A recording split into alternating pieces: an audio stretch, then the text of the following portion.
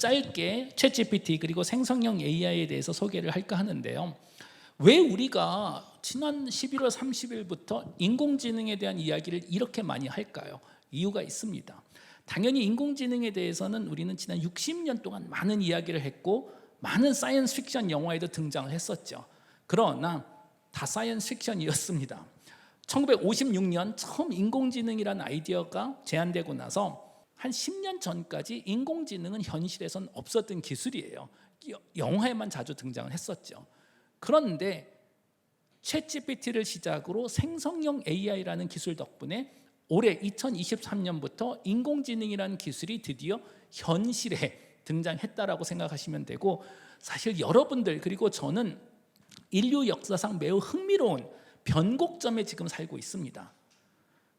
인간과 대화를 나눌 수 있는 기계, 그리고 스스로 창작을 할 수 있는 기계는 우리 호모사피엔스 역사가 한 30만 년 됐다고 잘 아실 텐데 30만 년 역사 중 딱 지난 6개월 전부터만 가능했었습니다. 먼 훗날 여러분들의 자녀분들 그리고 또 여러분들의 손자 손녀들이 물어볼까요? 할머니, 할아버지, 인공지능이 2023년 처음 등장했을 때 어땠어요? 그럼 여러분들은 그럴 겁니다. 별로 느낀 거 없었다, 그 당시에는. 이게 큰 역사적인 사건의 핵심인 것 같아요. 나중에 보면 엄청난 일이지만 막상 그 시대를 살았던 사람은 큰 변화를 못 느끼지 않을까. 그런데 사실은 큰 변화를 우리는 지금 느껴야 합니다. 자, 한번 볼까요? 1950년도 인공지능이라는 기술이 소개되고 나서 60년 동안 아무 발전이 없었습니다. 계속 실패만 했어요. 이유가 몇 가지 있었고요. 그러다 드디어 딱 10년 전 2011년 12년쯤 캐나다 토론토 대학교의 제프리 힌튼 교수님 실험실을 기반으로 인간의 뇌를 모방한 심층학습, 딥러닝이라고 부르죠. 새로운 알고리즘이 개발이 됐는데 이걸 사용하니까 갑자기 기계가 세상을 알아보기 시작합니다. 예를 들어서 여러분들 이제 휴대폰 얼굴에 갖다 대면 얼굴 인식이 되잖아요. 10년 전엔 분명히 없었던 기술입니다. 또는 기계가 자동차, 자전거, 보행자를 구별할 수 있으니까 우리가 자율주행 자동차 같은 걸 상상이나 할 수 있는 거죠. 결과적으로 지난 10년 동안 있었던 가장 큰 기술적인 변화는 기계가 세상을 알아보기 시작했고, 이런 식으로 이 세상에 있는 걸 알아보는 기계를 우리는 인식형 인공지능이라고 부릅니다. 그런데 지난 10년 동안 해결되지 않았던 문제가 하나 있어요. 여러분들 아마 뭐 알렉사, 시리, 코타나 또는 국내 통신사들이 파는 AI 스피커들 뭐 지니, 누구 사용해 보셨겠지만 이 녀석들이 인간의 언어를 못 알아듣잖아요. 말귀를 못 알아들어요. 정말로. 왜 그런 걸까? 지난 10년 동안 기계가 세상을 알아볼 수는 있었는데 언어는 이해하지 못했었습니다. 그런데 2017년 구글사에서 매우 흥미로운 알고리즘을 제안합니다. 트랜스포머라는 알고리즘입니다. 이름은 정말 만화 영화 트랜스포머에서 따온 거예요. 이런 거 연구하는 사람들 정신 연령이 그렇게 높지 않습니다. 사실은 만화 영화 같은 거 아주 좋아해요. 저도 매우 좋아하고. 기술적인 내용은 다 무시하셔도 되고요. 트랜스포머 알고리즘 해주는 건 뭐냐면 우리 인간 언어에 있는 단어와 단어 간의 확률 관계를 학습을 하는 겁니다. 학습한 데이터에 따라서 다양한 확률 지도를 만들 수 있어요. GPT 같은 경우에는 문장의 확률 구조를 학습했기 때문에 우리가 문장으로 질문하면 문장으로 대답을 해주지만 달리2 같은 알고리즘은 글과 그림의 관계를 학습을 했습니다. 그래서 문장을 입력하면 그림으로 대답이 가능합니다. 자, 이런 거죠. 말탄 우주인이라는 문장을 입력하면 이 그림을 인터넷에서 검색해서 지금 찾은 것이 아니고 새로 그려주는 겁니다. 이 문장하고 의미가 제일 잘 어울리는 이런 식으로 이제 생성형 AI는 없었던 것을 만들어낼 수 있고 덕분에 우리는 인식형 인공지능이 아니고 생성형 인공지능이라고 부릅니다. 생성형 AI는 결국 인간이 할 수 있는 것을 그대로 모방하지만 여기에 추가로 대량 생산을 할 수 있다는 거예요. 쉬지 않고 만들 수 있기 때문에. 그리고 이런 기술이 지난 몇 달 동안 이렇게 발전할 수 있었던 사실 가장 큰 이유는 뭐냐면 사용하기가 너무 편합니다. 그리고 가입이 다 무료예요. 제가 이런 강연을 하면 제 개인적인 욕심은 항상 뭐냐면 적어도 제 강연을 들은 또 오늘 또 학생 여러분들 저녁에 아무리 바쁘시더라도 챗GPT, 달리 그리고 제가 앞으로 소개해드릴 다른 서비스에 꼭 가입을 하고 사용을 해보셔야 됩니다. 저는 이제 전공이 뇌과학이에요. 그래서 확실히 제가 여러분들에게 말씀드릴 수 있는 건 우리 인간의 상상력은 그렇게 좋지 않습니다. 특히 우리 인간은 경험해보지 못한 걸 상상하는 건 사실 거의 불가능합니다. 사이언스 픽션 영화에 등장하는 외계인들, 외계인 아니잖아요. 그냥 동물원에 있는 애들한테 우주복 입혀서 등장시키는 거잖아요. 외모가. 우리는 진정한 외계인을 한 번도 본 적이 없죠. 상상을 할 수가 없습니다. 비슷하게 인간의 언어를 이해하는 기계는 지난 30만 년 인류 역사상 그냥 없었어요. 창작을 할 수 있는 기계도 없었습니다. 그렇기 때문에 아무리 생성형 인공지능이 지배하는 미래 세상 어떨까 하고 상상을 하려고 노력해도 상상할 수가 없습니다. 경험해 본 적이 없기 때문에.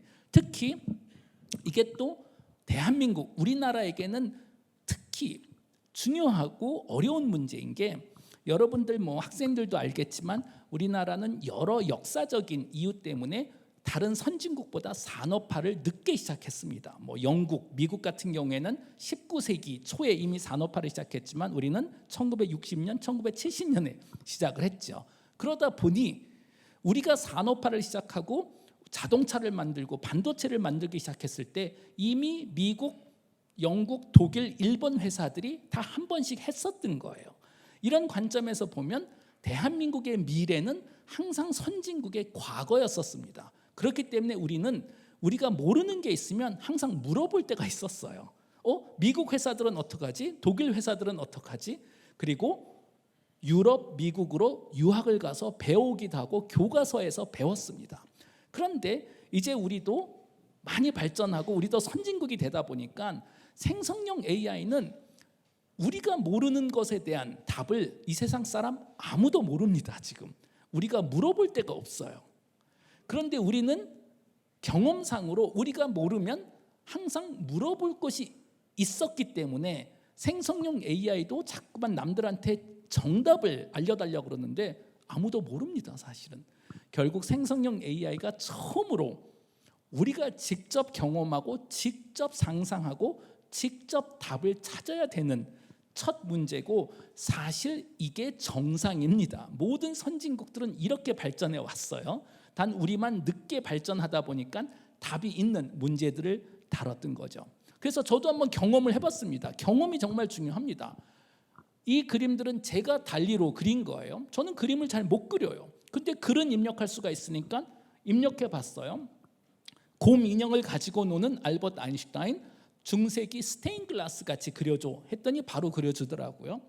아래 그림은 저는 사이언스 픽션을 좋아하니까 중국집에서 서빙하는 다스 베이더 하고 쳤더니 또 잘 그려주더라고요.